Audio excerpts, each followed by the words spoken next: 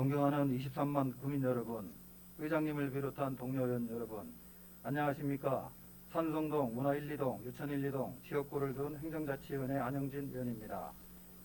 2023년 개묘년 토끼해를 맞이했습니다.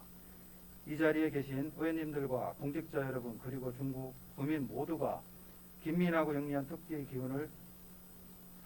기운으로 경제 위기를 슬기롭게 극복하고 새롭게 도약하는 한 해가 되시기를 기원합니다.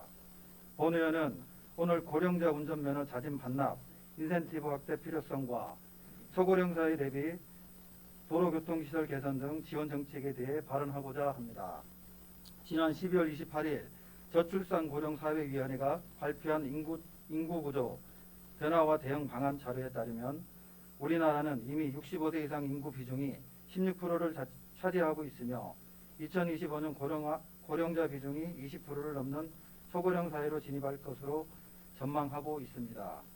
이에 인구위기 대응 6대 핵심 과제 중 네 번째의 고령자 고용 활성화 및 복지제도 개편을 논의함으로써 고령자의 재취업과 창업 지원을 강화하고 노후소득을 지원하는 정책이 향후 추진될 것으로 보여집니다. 그러나 이러한 고령자의 재취업 등 고용 활성화에 따라 고령자의 이동권 또한 보장되어야 하지만 현실은 고령 운전자로 인한 교통사고가 심각한 사회 문제로 대두되고 있어 이에 대한 실질적인 지원 정책이 필요한 상황입니다. 교통사고 분석 시스템 통계에 따르면 2021년 기준 한 해 동안 65세 고령 운전자가 일으킨 교통사고는 32,800여 건을 넘었으며 사망자 709명, 부상자 수가 44,000명에 달했습니다. 중구의 고령 운전자 교통사고 비율 또한 2021년 총 교통사고 1,052건 중 180건으로 17%를 차지하고 있습니다. 특히 중구는 65세 이상 인구가 47,000여 명으로 전체 인구 대비 20.6%를 차지하고 있어 고령 운전자 교통사고 예방을 위한 정책 마련이 어느 지역보다 꼭 필요한 곳입니다. 정부에서는 고령 운전자 교통사고 예방책 중의 하나로 고령자의 운전면허 반납을 유도하는 정책을 시행하고 있지만 최근 3년간 시도별 고령 운전자 면허 자진 반납률 현황을 살펴보면 2019년 2.19%, 2020년 2.06%, 2021년 2.09% 등에 불과했습니다. 이는 현재 대전시를 포함해 대부분의 지자체가 만 65세 이상 고령 운전자가 면허를 반납할 경우 10만 원 상당의 교통카드를 지급하고 있는데 생계형 고령 운전자 등에 대한 현실성 없는 보상책이 조조한 이유로 거론되고 있습니다.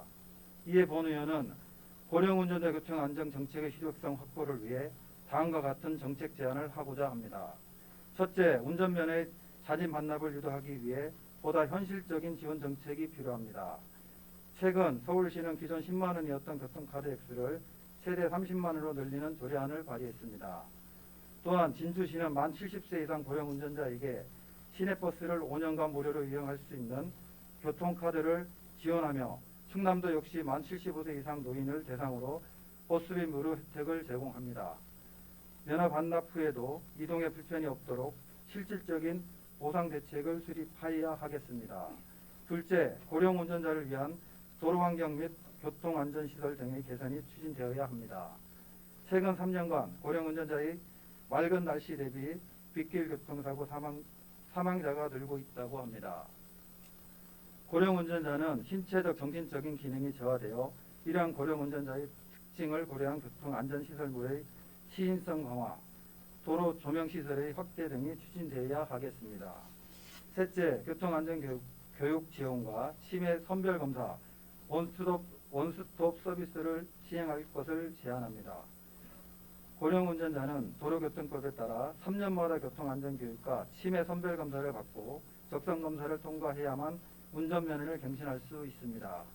코로나19 이후에 온라인으로 교육이 전환되었고 디지털 환경에 능숙하지 않은 운전자들을 위해 현재 제주시는 정보화 교육장에서 만 75세 이상 운전자를 대상으로 해운과외과, 교육 수강을 지원하고 있습니다.